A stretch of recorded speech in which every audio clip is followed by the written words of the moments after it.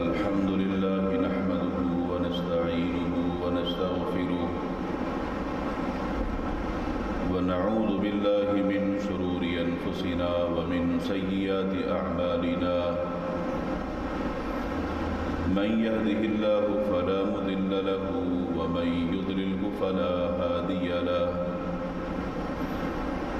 وأشهد أن لا إله إلا الله وحده لا شريك له وأشهد أن محمدًا عبده ورسوله أما بعد فإن خير الحديث كتاب الله وخير الهدي هدي محمد صلى الله عليه وسلم وشر الأمور محدثاتها وكل محدثة بدعة وكل بدعة ضلالة وكل ضلالة في النار من يطع الله ورسوله فقد رشد واهتدى ومن يعص الله ورسوله فقد ضل وغوى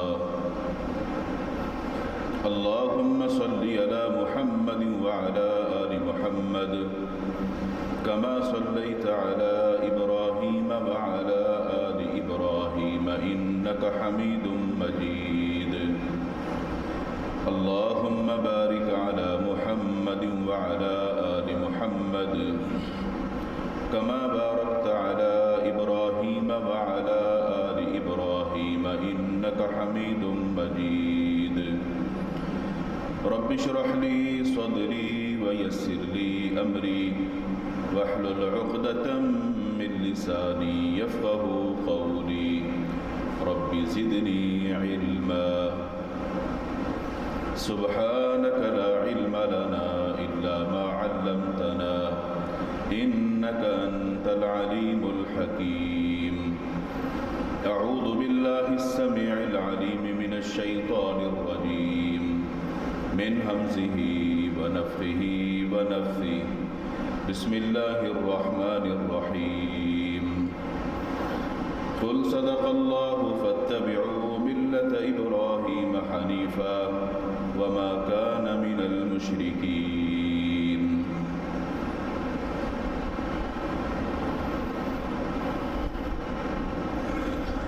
ہر قسم کی حمد و ثنا کبریائی بڑائی اللہ وحدہ لا شریک خالق کائنات مالک ارض و سما کے لیے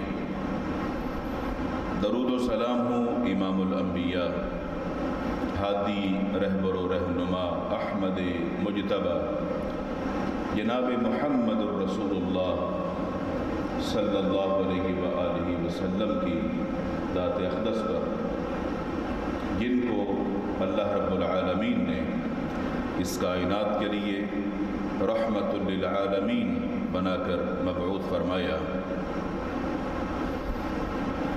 حضرات گرامی،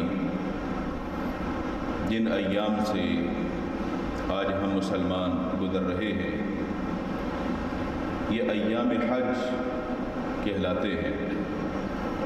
مسلمانوں کی کثیر تعداد حج بیت اللہ کے سفر کے لیے تیاریوں میں مصروف ہوتی ہے، اور اس کے ساتھ ساتھ ان ایام میں سنت ابراہیمی پر عمل کرنے کے لیے مسلمان تیاریوں میں مصروف ہوتے ہیں۔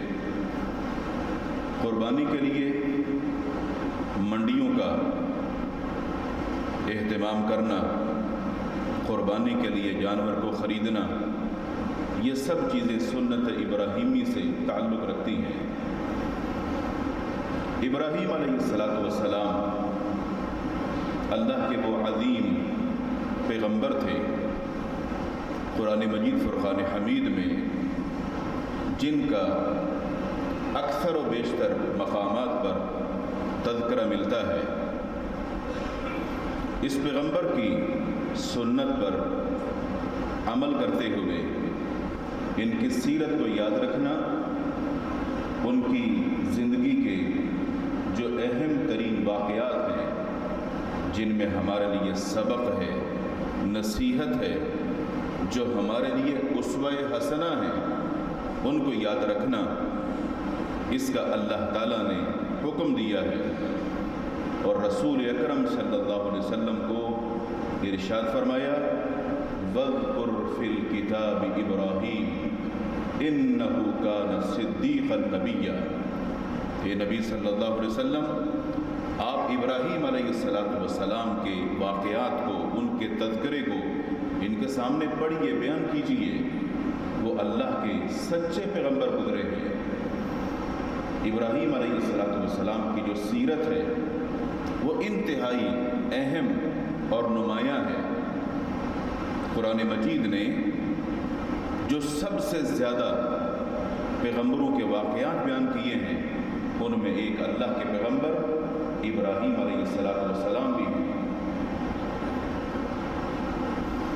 چنانچہ ایک موقع پر اللہ تعالیٰ نے اس چیز کا حکم دیا، فرمایا قل صدق اللہ فاتبعوا ملت ابراہیم حنیفا۔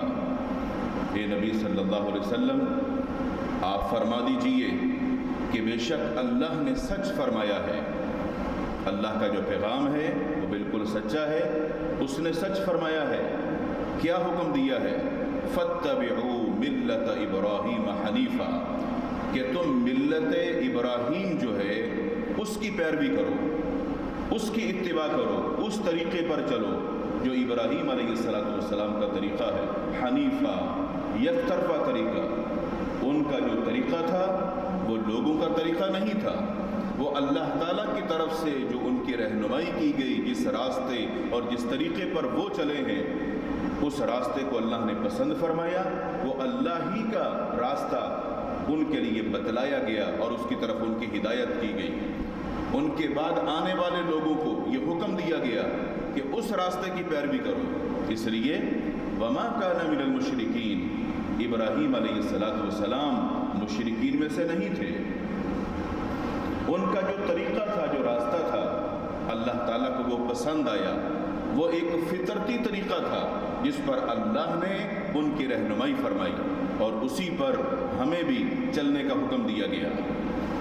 ابراہیم علیہ السلام اللہ کے وہ پیغمبر ہیں جن کی زندگی اور سیرت کو اگر ہم پڑھیں تو ایک ایک واقعے کے اندر ان کا ایمان، ان کا عقیدہ، ان کا جذبہ، ان کی استقامت، ان کی قربانیاں، یہ سب چیزیں نمایاں ہوتی ہیں۔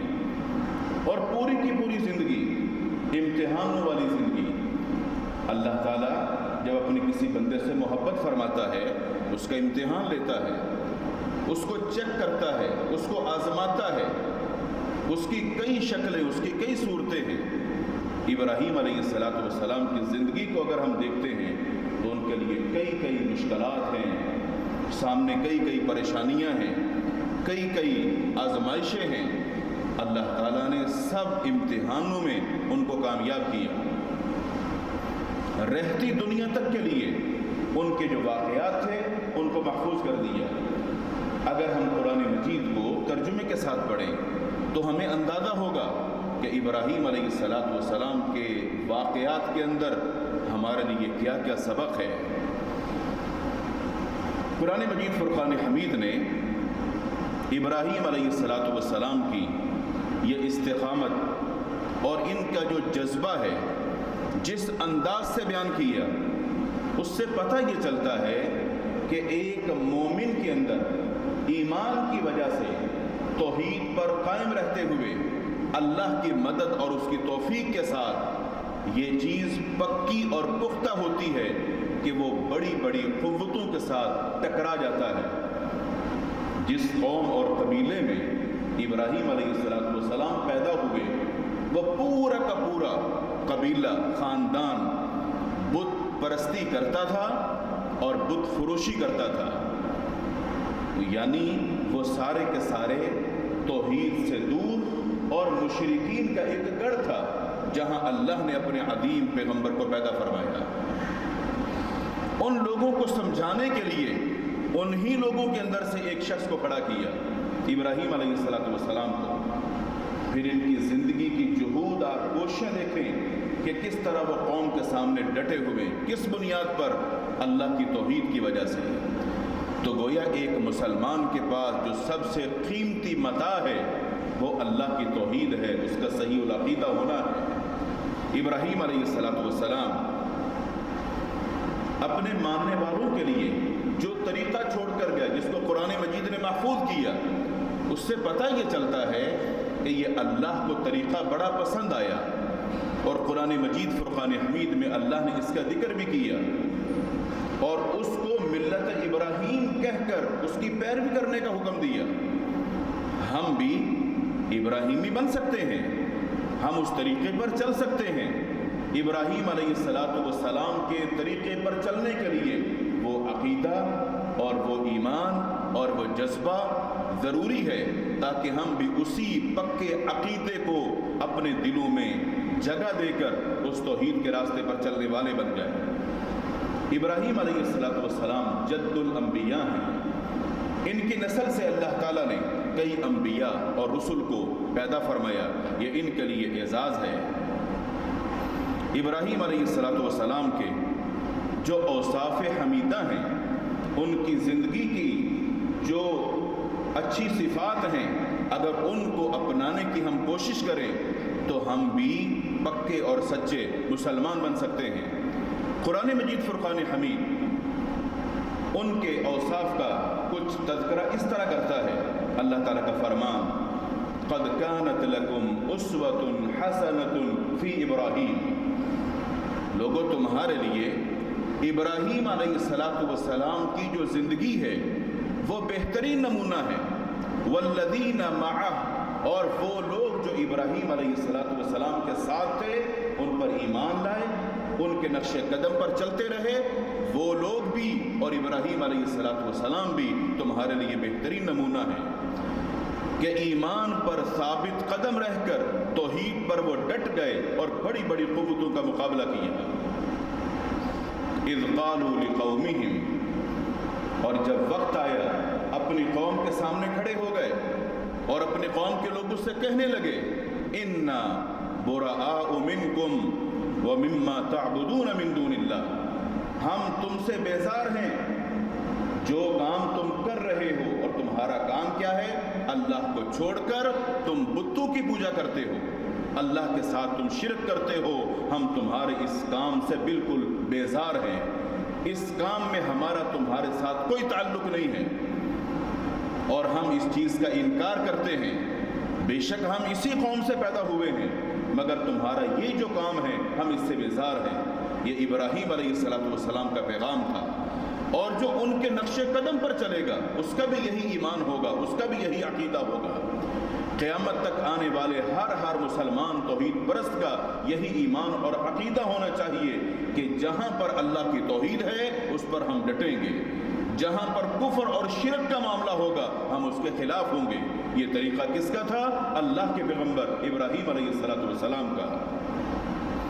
اللہ رب العالمین نے دوسرے مقام پہ ارشاد فرمایا، وَلَقَدْ أَرْسَلْنَا رُسُلًا مِّن قَبْلِكَ مِنْهُمْ مَنْ قَصَصْنَا عَلَيْكَ، اے نبی صلی اللہ علیہ وسلم، ہم نے آپ سے پہلے بہت سارے انبیاء اور رسل بھیجے ہیں، اور ان میں کئی سارے پیغمبر ایسے ہیں من قصصنا علیہ، ان کے واقعات ہم نے آپ کو بتائے ہیں۔ وہ انبیاء کون تھے، وہ رسول کون تھے، ان کے واقعات کیا تھے، ان کی زندگی کیسی تھی، ہم نے آپ کو ان کے قصے بتائے ہیں۔ اور قرآن مجید فرقان حمید میں یا احادیث مبارکہ میں وہ واقعات ملتے ہیں۔ کئی سارے واقعات اللہ نے بیان فرمائے، اور فرمائے کہ وَمِنْهُمْ مَنْ لَمْ نَقْصُصْ عَلَيْهِ، ہاں کچھ واقعات انبیاء کے ایسے بھی ہیں جو ہم نے آپ کو نہیں بتائے۔ اللہ رب العالمین کی مرضی ہے، وہ جو واقعات بتائے وہ ہمیں پتہ ہے نبی کے ذریعے سے، اور جو واقعات نہیں بتائے وہ ہمیں نہیں پتہ۔ یہ ہے اللہ کا دین، جو چیز اللہ نے بتائی وہ نبی آگے بتائے گا، جو چیز اللہ نے نہیں بتائی وہ نبی آگے نہیں بتائے گا۔ تیسرے مقام پہ فرمایا، اور ان واقعات کے اندر ابراہیم علیہ السلام کے واقعات بھی ہیں، فرمایا قل اننی ہدانی ربی الی صراط مستقیم، یہ نبی صلی اللہ علیہ وسلم آپ اعلان کر دیجئے کہ بے شک میرا جو رب ہے اس نے مجھے سیدھا راستہ دکھایا ہے۔ وہ سیدھا راستہ کون سا؟ صراط مستقیم، وہ صراط مستقیم ہے۔ دیناً قیما ملت ابراہیم حنیفہ، یہ سیدھا راستہ، یہ وہ دین ہے جو بالکل قیم دین ہے، بالکل سیدھا راستہ ہے، جس کو ملت ابراہیم کہا جاتا ہے۔ اور اس راستے کا بتایا کس نے؟ اللہ رب العالمین نے۔ گویا اللہ تعالیٰ نے اپنے نبی صلی اللہ علیہ وسلم کو بھی اسی راستے پر چلایا جو ابراہیم علیہ السلام کا راستہ تھا، جو اللہ رب العالمین کی طرف سے رسول اکرم صلی اللہ علیہ وسلم کو راستہ دیا گیا، صراط مستقیم، اس کی پیروی کرنے کا حکم دیا گیا۔ قرآن مجید فرقان حمید میں کئی سارے مقامات پر لفظ حنیفا مسلمہ استعمال ہوا ہے۔ حنیفہ یا حنیف، اس کا مطلب ہے یک طرفہ۔ یک طرفہ کہتے ہیں اس راستے کو جو لوگوں کے راستے سے ہٹ کر ہوتا ہے۔ لوگ جو طریقہ بناتے ہیں، لوگ جو راستہ بناتے ہیں، وہ اپنی سمجھ سے، اپنی عقل سے، اپنی فہم و فراست سے، یہ لوگوں کا بنایا ہوا راستہ یا طریقہ ہے۔ ابراہیم علیہ السلام لوگوں کے بنائے ہوئے طریقے سے ہٹ کر الگ طریقے پر تھے، اور وہ فطرتی طریقہ تھا جو اللہ نے ان کو بتایا۔ تو قرآن مجید جہاں پر بھی حنیفہ کا لفظ استعمال کرتا ہے، اس کے لیے وہ الگ راستہ، اس کی طرف اشارہ کرنا ہے کہ وہ کسی لوگوں کے طریقے پر نہیں تھے۔ اس لیے کہ یہود و نصارہ کا یہ کہنا تھا کہ ابراہیم علیہ السلام یہودی ہیں، وہ کہتے تھے نہیں، ابراہیم علیہ السلام نصرانی ہیں۔ قرآن نے کیا کہا؟ ما کان ابراہیم یہودیا ولا نصرانیا ولکن کان حنیفا مسلما۔ ابراہیم علیہ السلام نہ یہودی تھے نہ عیسائی تھے، وہ تو یک طرفہ تھے، وہ ان راستوں سے ہٹ کر اپنے اس راستے پر تھے جو لوگوں کے راستے سے ہٹ کر راستہ ہے، وہ اللہ کا راستہ ہے جو اللہ نے بتایا، اسی کو صراط مستقیم کہا گیا۔ اور وہ راستہ جو صراط مستقیم ہے وہ ہمارے لیے امت محمدیہ کے لیے بھی چنا گیا۔ رسول اکرم صلی اللہ علیہ وسلم کو اسی راستے پر چلنے کا حکم دیا گیا۔ ابراہیم علیہ السلام کی سیرت طیبہ سے یہ چیز ہمیں معلوم ہوتی ہے کہ وہ اور ان کے ماننے والے اپنی پوری زندگی میں قربانیاں دیتے گئے، توحید پر قائم رہے، شرک سے بیزار رہے، اور ان کا کسی بھی دوسرے مذہب کے ساتھ تعلق نہیں تھا، نہ یہودیوں کے ساتھ نہ عیسائیوں کے ساتھ، بلکہ وہ مذہب اسلام پر تھے اور طریقہ اسلام جو فطرت اسلام ہے اس پر قائم تھے، اور ان کا جو راستہ تھا وہ صراط مستقیم تھا۔ ابراہیم علیہ السلام ان انبیاء اور رسل میں سے ہیں جن کی صفات کو اگر قرآن مجید فرقان حمید میں آپ پڑھنا چاہیں تو کئی سارے مقامات پر اللہ تعالی نے اس کا ذکر کیا۔ ایک جگہ اللہ نے فرمایا ان ابراہیم کان امہ، ابراہیم علیہ السلام تو ایک امت تھے۔ اس اکیلے بندے کا ایمان اتنا مضبوط اور قوی تھا جیسے ایک جماعت اور ایک امت کا ایمان ہوتا ہے۔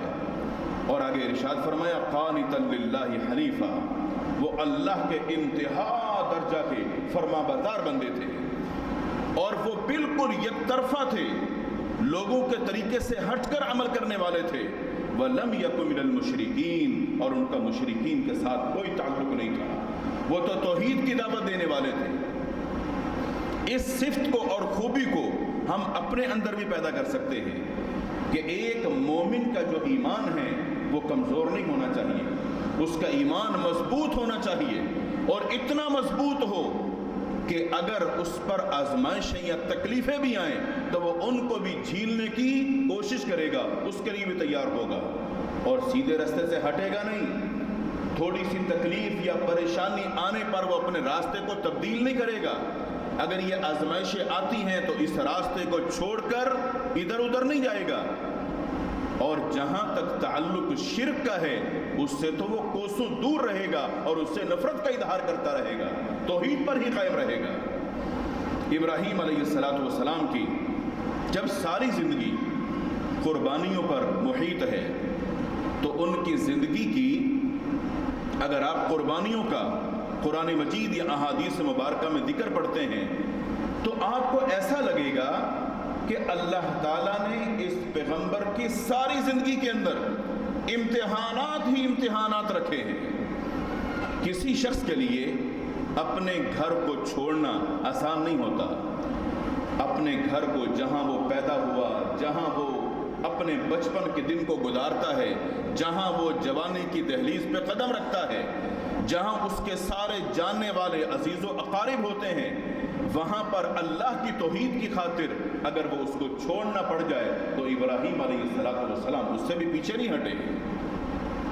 پھر جب اللہ کا حکم تھا کہ آپ ان لوگوں کو دعوت دیں تو وہ اپنے ہی قوم قبیلے کے اندر دعوت کا کام کر رہے ہیں، حالانکہ سب سے مشکل کام اپنے عزیز و اقارب کو، اپنے رشتہ داروں کو سمجھانا ہوتا ہے، جن میں ایک انسان پیدا ہوا، بڑا ہوا، انہی کے اندر کھڑا ہو کر ان کو صحیح راستہ بتانا، جبکہ کئی سارے لوگ اس کی کئی ساری کمزوریوں سے واقف ہوتے ہیں، مگر اللہ تعالیٰ اپنے انبیاء اور رسل کو ان چیزوں سے محفوظ رکھتا ہے تاکہ کل آنے والے وقت میں لوگ اس کی کمزوریاں تلاش ہی نہ کر سکیں۔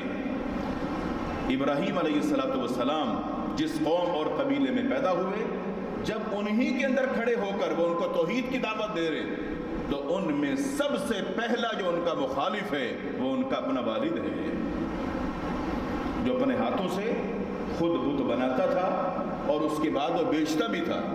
مگر قرآن مجید فرقان حمید اللہ تعالیٰ نے سورۃ مریم کے اندر ابراہیم علیہ السلام کے جو واقعات بیان فرمائے، ان کو پڑھ کر اندازہ ہوتا ہے کہ ابراہیم علیہ السلام کے اندر اللہ نے یہ خوبی اور صفت بھی رکھی تھی کہ وہ اپنے والد کے سامنے جب کھڑے ہو کر بات کرتے ہیں اس میں کوئی گستاخی اور بے ادبی کا لفظ نہیں تھا۔ اتنے پیار اور محبت کے ساتھ گفتگو کر رہے اپنے والد محترم کے ساتھ، حالانکہ وہ سامنے کھڑا ہوا والد اپنے غصے کے اندر ہے اور اپنے بیٹے کو ڈانٹ بھی رہا ہے، مگر ابراہیم علیہ السلام اللہ کا پیغام ایک ذمہ داری سمجھ کر ایک احسن طریقے سے اس کو پہنچا رہے۔ اس میں ہمارے لیے سبق اور نصیحت یہ ہے کہ اگر یہ دعوت کا کام ہمیں اپنے عزیز و اقارب کے اندر، چاہے اپنے والد کے سامنے ہی ہمیں دعوت دینی پڑے، تو ہمیں طریقہ وہ اپنانا ہے جو ابراہیم علیہ السلام نے اپنایا۔ اپنے والد کو مخاطب کرتے ہوئے ان کی عزت، ان کا ادب، ان کا احترام، ان کا مقام، ان سب چیزوں کا خیال کرتے ہوئے گفتگو کرنی ہے۔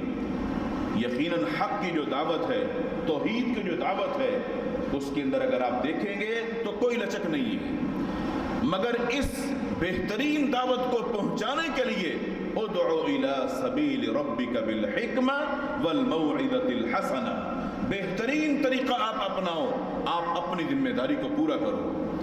ابراہیم علیہ السلام نے دعوت دی، ان کے والد نے مانا نہیں بلکہ آگے سے ڈانٹنا شروع کر دیا۔ باپ تھا، اپنے بیٹے کو ڈانٹا اور خوب ڈانٹا، کہا ان لأرجمنک، میں تجھے ماروں گا۔ ایک باپ اپنے بیٹے کو ڈانٹ رہا ہے اور مارنے کی دھمکی دے رہا ہے، کہا میں تمہیں ماروں گا۔ اب ایک باپ مجمع کے سامنے اپنے اگر بیٹے کو اس طرح ڈانٹتا ہے تو وہ اسی کا خون ہے، اس کے اندر بھی گرمی ہوتی ہے، مگر اللہ کے پیغمبر ابراہیم علیہ السلام اپنے والد کے سامنے تب بھی نہیں بولتے، کہا سلام علی، ٹھیک ہے پھر تم پر سلامتی ہو، سلامتی کے الفاظ کہہ کر اس مجلس کو چھوڑ دیتے ہیں، اس لیے کہ وہاں پر بیٹھے ہوئے کھڑے ہوئے جو لوگ ہیں وہ کوئی سمجھدار یا عقل مند نہیں ہیں۔ اگر سمجھدار یا عقل مند ہوتے تو وہ توحید کو کیوں نہ سمجھتے، وہ توحید کو ضرور سمجھتے، بتوں کی پوجا سے وہ دور ہٹنے کی کوشش کرتے، مگر وہ اس پر ڈٹے ہوئے ہیں، اس لیے کہ جو بندہ شرک کی طرف جاتا ہے اس کا عقیدہ توحید کمزور ہوتا ہے، ساتھ ساتھ اس کی عقل بھی کمزور ہوتی ہے۔ اگر عقل مضبوط ہو، اچھی ہو، تو وہ عقیدہ توحید کیسے نہیں سمجھے گا؟